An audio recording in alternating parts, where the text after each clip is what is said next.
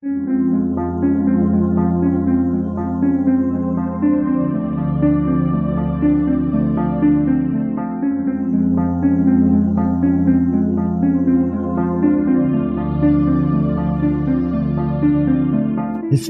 tells the story of the world and of our lives. Sometimes that history goes bump in the night.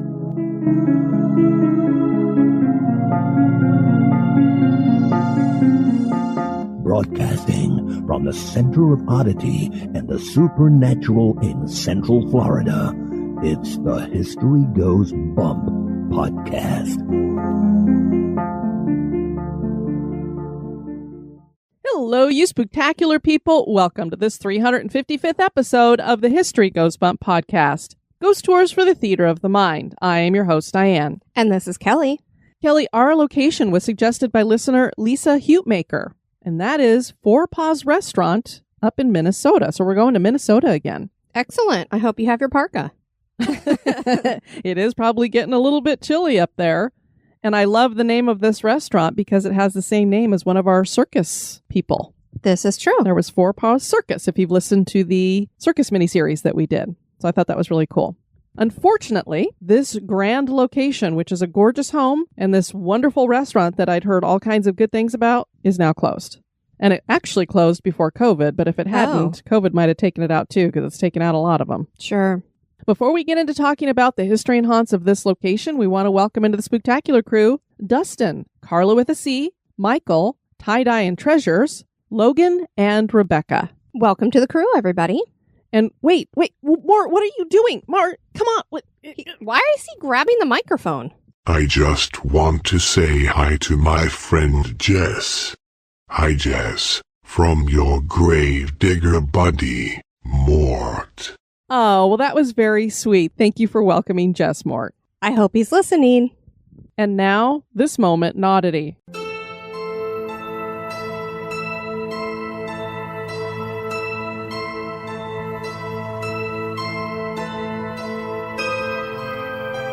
The moment in Oddity was suggested by Mike Rogers. King Henry VIII was a pretty despicable guy. He made a sport of executing people who disagreed with him or beheading a wife. So it's not surprising to find out that he had some pretty bizarre headpieces that come off as devilish. One of these headpieces was an armet, which is a helmet that protects the whole skull, including the face. That was given to him by the Holy Roman Emperor Maximilian I in 1514. This has become more widely known as the horned helmet, and was created by Konrad Susenhofer, one of medieval Europe's most prominent armorers, as part of a complete set of armor. This helmet is bizarre because it has these glasses pinned over eyes that have been formed to include even pupils. There are these spiraling horns, teeth formed in the mouth area, and a really large nose. People had originally wondered if it was made for a court jester because it was so weird, and that it was meant for celebrations rather than protection in battle.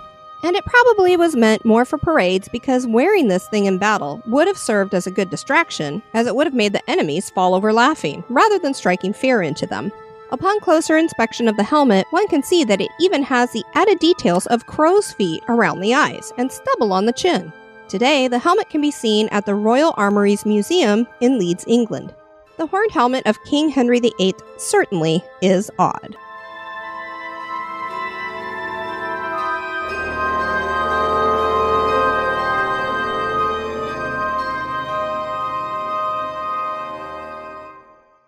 You're not afraid of a little ghost, are you?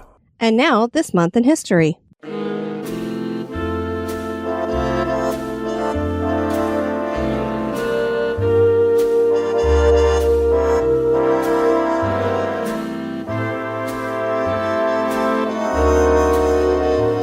In the month of October, on the 3rd, in 1283, the Prince of Wales, Dafydd ab Gruffydd, became the first nobleman in Britain to be hanged, drawn, and quartered.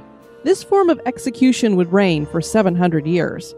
Dafydd was the son of Gruffydd, who had been taken hostage by the English Henry King III and imprisoned in the Tower of London in 1244. He tried to escape by tying bedsheets into a rope and climbing out the window, but the sheet rope broke and he fell to his death. After years of Dafydd fighting with his brothers, he became the Prince of Wales in 1282. In 1283, the English squashed the Welsh resistance, and Wales has been part of the United Kingdom ever since. Dafydd was sentenced to death. The form of execution was particularly barbaric. Dafydd was dragged by a horse to the site of the execution and then hanged by the neck, but not in a way that would snap his neck. He strangled slowly and then was lowered to the ground and tied down. His manhood was removed and he was disemboweled. These were all thrown into a fire. For some people who underwent this kind of death, they were still alive to see their organs being burned up in the fire. The heads were placed on a pike on London Bridge as a warning.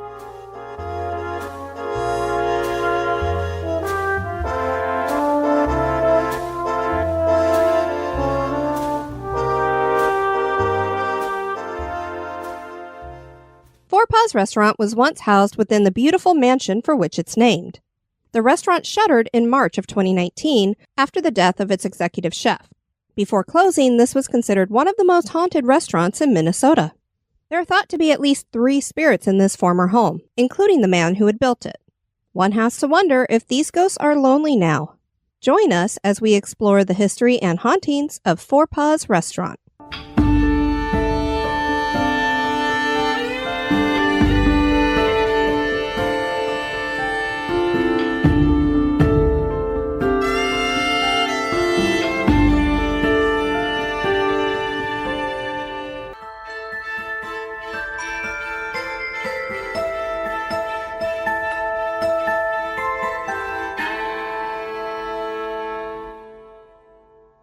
Joseph Librant Forepaugh was born in 1837 in Pennsylvania. He moved to St. Paul, Minnesota in 1858 and got involved with the dry goods business. And really, if I was going to get involved in something back in those times, that would have been it, because a lot of these guys got really rich. Sure. He partnered with another man and they called it Forepaugh and Justice. By the time he was 36, Forepaugh was the senior partner in the Midwest's largest dry goods store. Later, he would open up other businesses and invested in real estate. On October 19, 1862, Forepaugh married Mary Lampher, and they went on to have 5 children. During the Civil War, Forepaugh's store provided supplies to the Union troops. In 1870, the Forepaughs would build their first of 2 mansions in St. Paul. This was a large and audacious Victorian home that spread over 5 lots in a formerly exclusive neighborhood in the historic downtown area of St. Paul.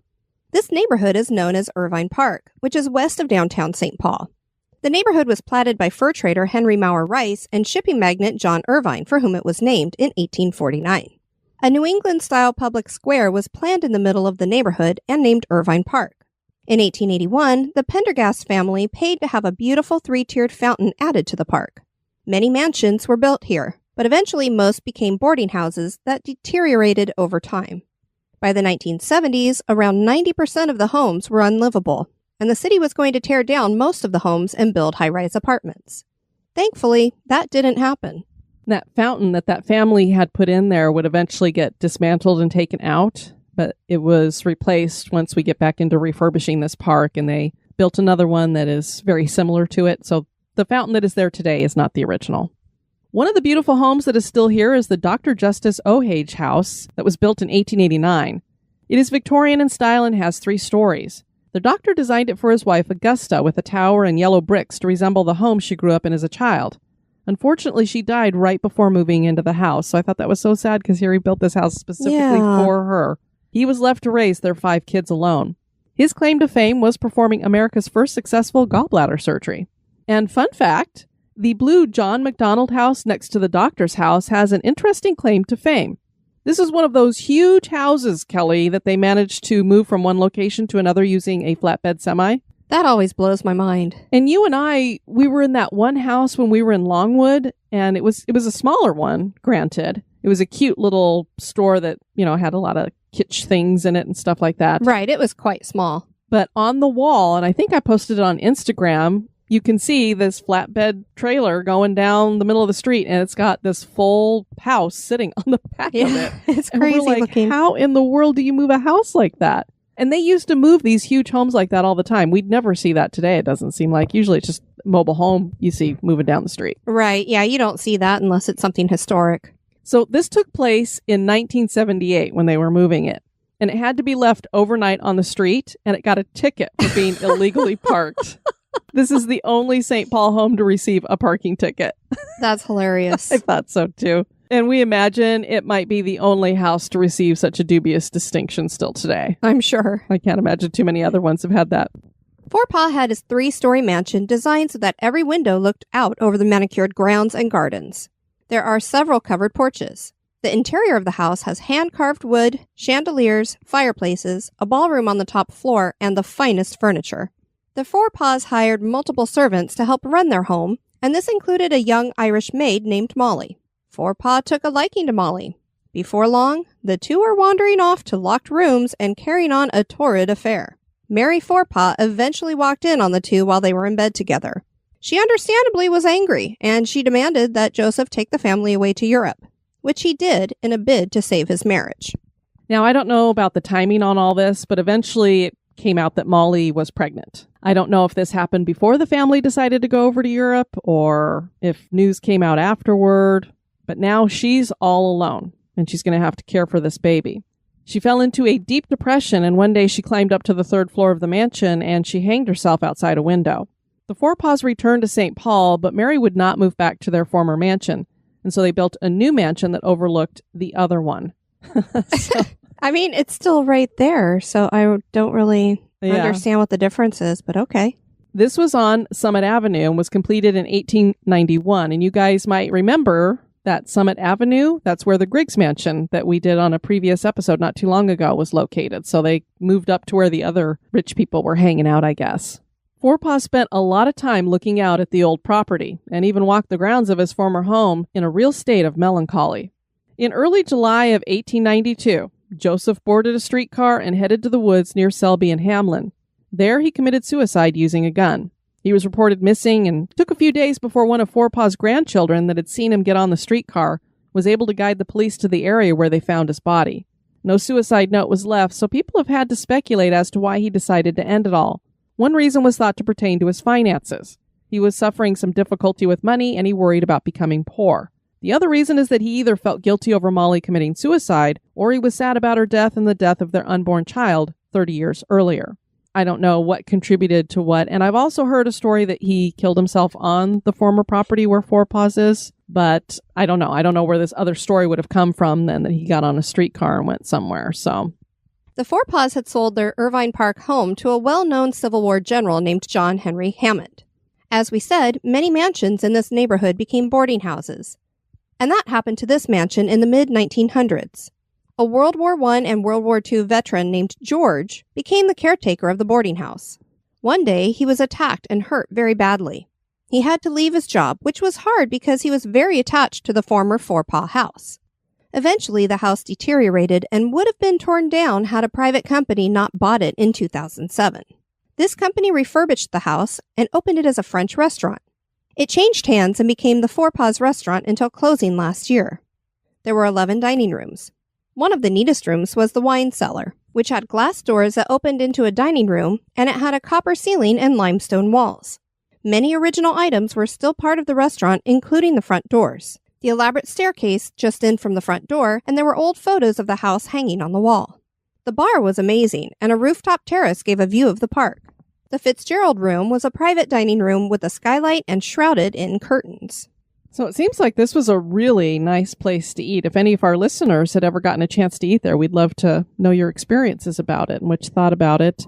And keep us posted if it reopens again, because I can't imagine this thing looks gorgeous inside that they would just leave it to be abandoned or nothing going on inside of it. I certainly hope they reopen it.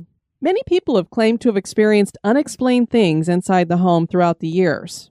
There are claims that 3 ghosts call this place home. Of course, there's Molly the maid who killed herself here. Then there's Joseph Forepaugh.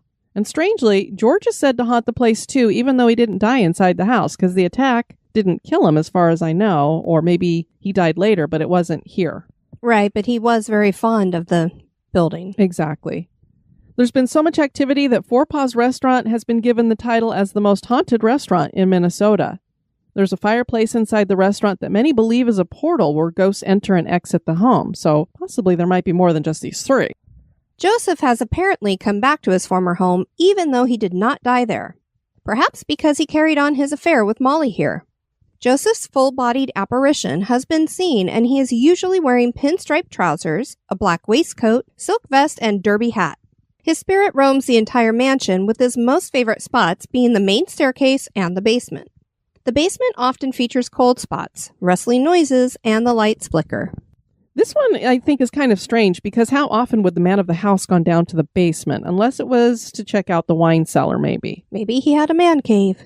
Yeah, maybe. I don't know. It just always seems like the basement would be a place that the servants would go to because you got the boiler and everything down there and storage. Right. You wouldn't think the man of the house would go down there often. But again, like I said, there was a wine cellar there, so... Over time, employees figured out that it was best if the lights were kept on in the basement. This seemed to keep Joseph happy. When he is angry, he makes a mess. He is blamed for moving tables and chairs around the dining rooms, too. Joseph's spirit has appeared in pictures. He's usually seen standing next to the prettiest woman in the room. Look out, Kelly. Oh, stop it. Another photo featured Joseph's hand reaching out to touch a bride's knee. Scandalous. I know. What are you doing? On her wedding day, even? Right. We'd post the photo, but it disappeared, and many think Joseph himself took it after it was put on display. Now we can believe that story or go, uh-huh. Sure. And I only say that because I am very... We're open-minded skeptics, but certain times we're more skeptical. Yeah, pictures make me very skeptical. Employees claim that Molly's room, the third-floor dining room where she hanged herself, is the center of much of the unexplained activity. Now, I don't know if that's necessarily where she had actually lived, or if they just call it that because that's where she hanged herself. But servants did live in the home, usually on the top floor, so it's a possibility that it was her actual room at one time. Molly likes to manifest poltergeist activity. There are disembodied footsteps heard in here. The lights turn themselves back on after being turned off, and people have experienced feeling tingles as though something electric is touching them. You're familiar with that, as am I. Yeah, I was just like, I know that description perfectly, and that's exactly how I would describe it. Figures have been seen in a mirror in the room as well. I always hate that, seeing things in the mirror. Then you turn around and it's gone. I know, and you got to wonder, is it behind me or is it trapped in the mirror? One of the creepiest stories is told about the police and their dogs. The alarm system had gone off and there was a lot of activity recorded. Enough that it was certain that someone had broken inside. The police were called out and they showed up with their dogs and walked the entire house. When they got to Molly's room, the dogs started whimpering and refused to go inside that room. They kept trying to bolt away. And you're thinking these are guard dogs and they're afraid of something. Right. Police dogs, they don't normally react that way. And what this reminds me of is the Croak-Patterson mansion in Denver. I'm sure I've told that story before where they had guard dogs inside of it and something spooked them so much they jumped out of a out the window and killed them. The police found no one in the room and no one in the entire house. Molly's ghost likes to appear to brides too, but I don't think she puts her hand on their knees. She's not the flirty one. No. She's appeared in a photo with dark hair and smiling with adoring eyes at someone not in the picture. Employees also said they saw Molly during a costume party. At first they thought she was a partygoer who was wearing an authentic period dress. That was until she walked down a hall and then just disappeared. She apparently has a knack for going through walls. Lots of people say that they've seen her do that. We've heard this story from other locations like the Winchester Mansion, where an employee is closing up for the night and they flick off all the lights, lock up, and head to their car. Upon looking back at the house, they notice that the lights are back on. That happened to an employee one night, and the light that was on was coming from Molly's room. He went back inside to check the room and turned the light back off. He locked up again and headed back to his car, only to notice that the light was back on and it seemed brighter. Now he knew that it was not just something he had overlooked. He went back inside and found a lit candle on one of the tables. He yelled aloud, "Molly, I am tired and I want to go home. No more games." He blew out the candle and locked up again. And this time, the room stayed dark. Apparently, Molly will listen when you ask her to stop her prankster activity. A customer was using the restrooms, and when he came out, he said that he heard a woman singing in the upper levels of the mansion. No one was on the upper level. The other spirit in the house is said to be George, who was attacked here. The assistant general manager was named Ben Bush, and he claimed to have had many weird experiences, especially when it came to George. George had been a caretaker, and now that Ben was a caretaker of sorts, George liked to put him to the test. The two eventually became friends, and Ben even claimed that they would watch sports on the television together in the office. Now, when it says that he put him to the test, he didn't share any of the particulars about that, so I don't know what he did that made him feel like he was being put to the test, but I imagine it was a lot of prankster type stuff. Glasses get thrown when employees are setting up for receptions, and no one is sure which spirit might be doing this. Maybe it's George, Maybe it's Joseph, or it could be Molly. Who I was knows? going to say, or maybe Molly. The way that Molly's story was discovered seems to have been through a psychic reading. Many people feel that Molly just wanted her story told and that the activity from her tapered off after the reading. Paranormal investigators were allowed to investigate the restaurant when it was open, and they documented the lights turning off and on, not only by themselves, but also on command. I thought that was pretty cool. I would love to see video of that because it's almost like they were using it like a flashlight. Definitely. Shadowy figures were picked up on equipment too. The existence of all three spirits has also been recorded, but investigators think that they have picked up other spirits too, which is why some believe the fireplace is a portal. There could be as many as 7 spirits here. One time, a guest was taking a tour, and under their breath they said, "Too bad the place is haunted." Right after that, glasses at a nearby waiter station started shaking. Hannah Logan visited Forepaugh in October of 2018, and she writes of her visit, "So, did I have any spooky experiences at Forepaugh's restaurant myself? Nothing that stood out, though I will say that I did have an odd feeling while standing where Molly is said to have hung herself. But was that a feeling of sadness that this poor young woman was abandoned and alone to the point where she felt she had to commit suicide, or a supernatural touch? Then later as we were eating, I felt chills up my spine when Ben was sharing his experiences and told us that he could feel George touching him right there in front of us." I was like, did you put your hand in it? See if it was cold? Right. But again, were those goosebumps because he was a good storyteller or something else? Open-minded skeptic. Yeah. And I mean, she said she felt weird. And we all have gotten those weird feelings when we've been in haunted locations. And it's just one of those personal things that you can't use to prove anything. But it definitely makes you feel something personal. Sure. Michael Norman is the author of the nearly departed Minnesota Ghost Stories and Legends, and he was interviewed by NPRnews.org. The article said, "Last time I went in, there was a photograph kept behind the bar. They call it the Ghost Bride. The photograph features a couple posing at their wedding reception, which was held at the restaurant in the 1990s. It's a lovely memory, until you see the disembodied arm floating on the staircase." Norman tracked down the couple in the photograph. Both of them said that there was no one standing back there when the picture was taken. He keeps a copy of the photograph with his research. He won't say whether it has swayed his belief in the supernatural. "I don't take the position as a believer," he said. "I've never seen a ghost, but that doesn't mean that they don't exist." We're in the same boat. We've never seen a ghost either, but I definitely think there's something going on there. I agree. Forepaugh's restaurant was housed in a beautiful Victorian mansion, and we hope that this location is once again put to good use. Not only so that people can enjoy the beauty of its interior, but so that the spirits will not be lonely. Is this former Forepaugh's restaurant haunted? That is for you to decide. And as I was doing the research for this, I wanted to look a little bit more into Irvine Park, and I saw that there's this Irvine Park walking tour, and it's on bigboytravel.com. And if you look up, I believe, probably Irvine Park walking tour, you'll find it. I do have the link in our show notes as well. And it looked like it'd be a fun little tour to do around that whole Irvine Park to see all of the old homes that managed to still be there. Thank goodness not torn down. Nice. And every time we're saying Irvine Park, I always think of the big county park or city park. I don't remember its designation in California because we have an Irvine Park there. Oh, that's true. I've been to many, many times. Yeah. We encourage you guys to check out our website at historyghostbump.com. And if you want to send us some feedback, you can do that at historyghostbump@gmail.com. Or, of course, if you send us comments anywhere, we usually see those and we'll share those as well. Scott Booker sent us an email about something interesting that he found out that I thought other people would find interesting, especially kids, because they are very familiar with pencils. A lot of us don't use our number 2 pencils as much anymore. This is true. And the ones that I have now are Nightmare Before Christmas, so they're black and purple. They are. Before mechanical pencils and stylus pens, people around the world used standard yellow pencils. We all remember that fondly. Interestingly, the bright color was no accident. Back in the 1890s, pencils were mass-produced and the best graphite came from China. Pencil companies wanted their customers to know that they were using only the best Chinese graphite. So they colored their pencils yellow, which is the color for royalty in China.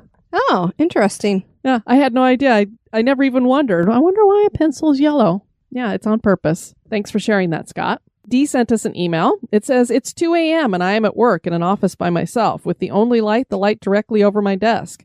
My back to the office and I'm listening to your episode on Screaming Skulls. And my coworkers wonder why I jump and scream when they come into the office to ask me a question." I've been listening to your podcast from the beginning and find it really interesting with a slightly darker side of history. I recently found, through aimless wandering around on YouTube, a channel that I thought you might be interested in, and I bet a lot of our listeners are already checking this out. I've watched a few of the videos. If you haven't, she's suggesting of Ask a Mortician. It's hosted by a young woman who's a mortician, and she covers things like questions from her audience. One I recently saw was if it's okay and legal to have and keep a relative's skull. So now I'm going to need to watch that because that would be interesting to know. Yeah, definitely. Speaking of keeping a screaming skull in your home, can you do it legally here in America? She also talks about funeral customs and practices, types of funerals, historical events that have a dark turn to them, and lots of other great stuff. So she said, I thought you would just be interested to find out. And it's always done with a little bit of humor. And so then I let her know, and I think we've talked about it on the podcast before, that the Order of the Good Death, which Caitlin had started, actually hosted a podcast called Death in the Afternoon. And I think they did 2 seasons of it, and then they stopped. So I was like, right, bummer. I remember. You guys could check that one out as well. I want to thank Jen for her email. It was very nice and very much appreciated. Jessica Garcia and Arena, who we toured around Iowa with and investigated Malvern Manor with. Yes. Let me know that they have an upcoming investigation. It's not an official one. They're going to be attending a wedding, and Arena's actually going to be officiating it at the historic Wolf Hotel, which apparently has some hauntings going on. There's a great history there. And she gathered a bunch of equipment, was asking me for some advice and stuff like that. And I said, well, hey, if you want to do a live in the Spooktacular Crew, that would be perfect. Feel free to do that. So they're going to be there at the historic Wolf Hotel, which is in Ellenwood, Kansas, on the 8th. So I don't know if that's the night that she's going to be doing the investigation or if they'll be doing it some other time. The wedding's on that Saturday. So sometime this week, be watching the Spooktacular Crew to see if we have a Facebook Live up there. And of course, it all depends upon if you can get a signal. Right. That's always a challenge. Yeah, there's underground tunnels there. And we know we've had a hard time sometimes when we're inside somewhere of keeping the signal going. That's why I loved the squirrel cage jail. We managed to hold on to that thing for the whole time. I was like, wow, I can't believe it. Well, fingers crossed for them that they keep reception. And then for those of you wondering about Mort doing a little shout out for Jess, I wanted to share what his mom, Sarah, shared in the Spooktacular Crew. She said, I turned on the radio as I was driving my littles to my parents, and my 5-year-old said, oh, it's our spooky stories, because I'd been listening to an HGB episode as I'd pack things for the day. He told me, I like the show, but sometimes there are big words it's hard for my mouth to say. Boy, so don't we identify, Kelly? As everybody knows from listening to our bloopers, we have a hard time saying them too. Absolutely. He asked if I have words that are hard to say, and I told him cinnamon. He said, oh, cinnamon starts with S. It says S like a snake. When I told him it's actually a tricky C and has 2 sounds, he said, what? That's crazy. Then he goes, when's Gravedigger? So cute. She said, wait until we get to I before E, except after C. Yeah, no kidding. And so since he apparently seems to have some kind of a liking for Mort, our Gravedigger, Mort decided that he'd give him a little shout out. That was so sweet, too. And I have to say, I can't remember, did we have a 4-year-old listener? I think 5 might be our youngest. I think so. I know we definitely were all the way down to 6. So this might be one of our youngest listeners. I think you're right on that. Just a little child after my own heart. Definitely. If you haven't listened to our anniversary show, I encourage you to do that because we had some fabulous stories on that. It's different than just listening to one of our regular shows, but the stories are always so great. And, you know, what's really cool for us, Kelly, is this is just some little fun contest that I came up with. Silly little contest, some people might say. And it really touches me when I hear back from some of our previous winners and stuff, that how much it's encouraged them in their writing and inspired them. Yeah. Laura Jovog, I remember that she was so inspired after writing the flash fiction and getting a feel for doing that she sent a story off to a magazine and it actually got published. I know, that's so cool. And then I heard from Holly, who wrote her own book after being inspired from winning one of the flash fictions. So awesome. So I just think that's so great. And thanks for letting me know, guys, that kind of thing, because it really means a lot to us to know that it's not just some little silly thing that we're doing to... It warms the cockles of our black little heart. Yes, you put it wonderfully there, Kelly. I couldn't have put it better. I appreciate you guys making the effort to write, and I like that it actually is giving back to you as well. Yeah, we love it. Well, we want to thank you guys for tuning in to this episode. I've been your host, Diane. And this has been Kelly. You take care now. Bye-bye. This episode has been brought to you by our executive producers, Dispatches from the Grave Digger. We want to thank Catherine Moulton for your one-time donation. That is greatly appreciated. We also want to thank Maria Mancini Bruillard, and God, I know I butchered that last name, for raising your donation. We're going to be moving you into a garden tomb, and welcome into the cemetery, Angelica and Jeremy Lopez. We're going to be cramming both of you into a garden tomb together for all eternity. So we hope you guys really do like each other. I was just going to say, hopefully they really do like each other. Thank you so much for supporting History Goes Bump. We so appreciate you guys. Have a spooky experience that occurred at an historic location? Want to give us feedback or have a suggestion for the show? Share it with us at historygoesbump@gmail.com.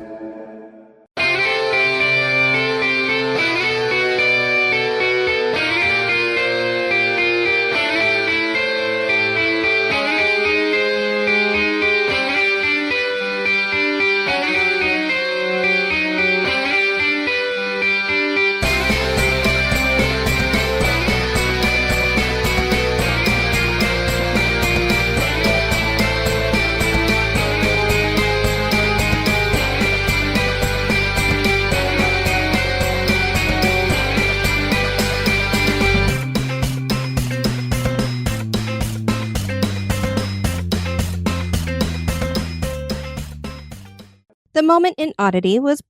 I was going to say brought to you by... The moment in Oddity is brought to you by... Is he our Weird. sponsor? Weird and Weird. Weirder.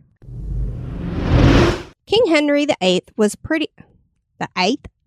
It's already starting. Oh, God, and now I'm going to start singing that song. Henry VIII, I am. Henry VIII, I am. I got married to the widow next door. She's been married 7 times before, and everyone was an Henry. I don't remember. Come on, the Kelly, song. you're supposed to say I don't Henry. Oh, Henry. I know it, but not well enough to sing it. Gotcha. And was created by Conrad Susenhofer. Susenhofer. Okay. Sounds like you're clearing your throat. Susenhofer. And was created by Conrad Susenhofer. Joseph Librant Forepaugh. See, if you got the B's and the P's, you just can't do it. Ba-dee. Later, he would open up other businesses and invested in real estate. Real estate? It's a real state. It's a real estate that he lives in. Real state. Come buy some real estate. It ain't fake state. And that happened to this mansion. God. There are disembodied footsteps hood in here. Hood in here? Hood. I hood something. Did you hood something? I hood something too. The assistant general man. That's what happens when you get a popcorn kernel coming back up. Oh, gee. But, we had some of that kettle corn before we started doing this. And oh my I God. just love it. Kettle corns. I mean, that maker had the perfect percentages of the ingredients. And it was such a perfect place that we went to. It's this little antique place. Well, actually, it was just one antique shop and then a couple of other shops that have little kitschy kitchen type things and fun stuff like that. It was neat. He was outside one of them and I was like, kettle corn. I never get real kettle corn. So I knew I had to buy some for my girl. And then we also got a really cool jar that we put up on Instagram, the sodium bicarbonate one. Yes, that is such a cool jar. I was like, I have to have this. It looks like it belongs in a mad scientist lab. It does. And I'm trying to build my own little apothecary of cool old bottles, so. You're already mad, so. Ha ha ha. We're all mad here. The assistant general manager was named Ben Bush, and he claimed to have had many weird experiences. Weird. It's very weird. I don't know where I'm getting these weird accents coming out when I'm saying these words. I come from Colorado. There is no such thing as an accent there. The assistant general manager was named Ben Bush, and he claimed to have had... The assistant general manager was named Ben Bush, and he claimed to have... What? To have... I think I'm missing that. You're missing the hat, and that's why it's throwing you off. Who the frick wrote this script anyway?